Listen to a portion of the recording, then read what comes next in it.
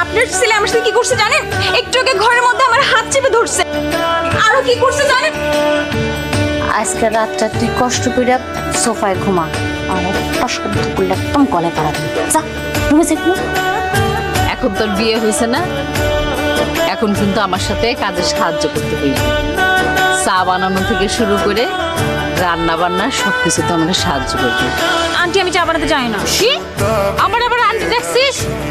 এই এখন থেকে আমি তোর শাশুড়ি, মা ডাকবি মা। কি এখন তো দিন, ঘরে থাকতে পারবো নাকি ঘর থেকে বের হয়ে যেতে হবে? আপনার জন্য চা বানাতে গিয়ে আমার অনেক কষ্ট করতে হয়েছে। এক কাপ চা বাইরে খেতে পারেন না?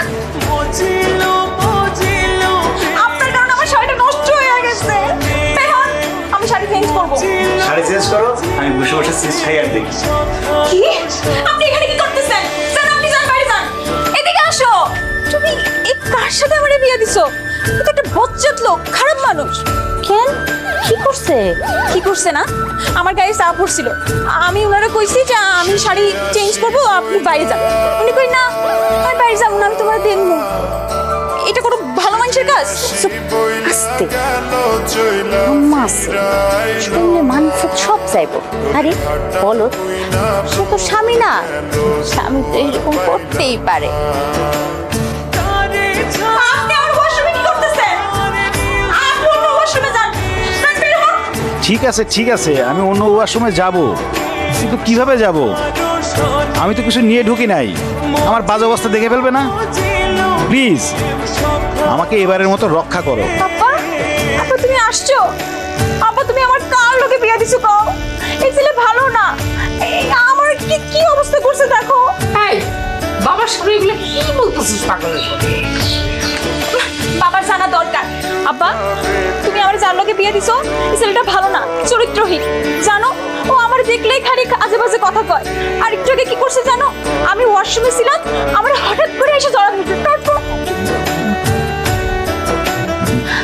আব্বা যদি জানে যে তুই আলাদা রুমে থাকো, মান সম্মান কিছু থাকবো, আব্বা মনে কষ্ট পাইবো না?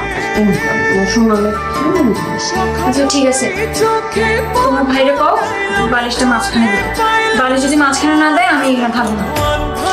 আচ্ছা ঠিক আছে, এই যে এই বালিশ মাঝখানে রাখি। আজকের মতো একটু কষ্ট করেন, কালকে সকালবেলায় একটা রাজমিস্ত্রি ডেকে এই মাছ বরাবর একটা ওয়াল তুলে দেবো। ঠিক আছে ম্যাডাম? মৃত্যুর মাকে যখন আমি বিয়ে করি, ও ঠিক মৃত্যুর মতোই ছিল। পরে আস্তে আস্তে সবকিছু ঠিক হয়ে গেছে।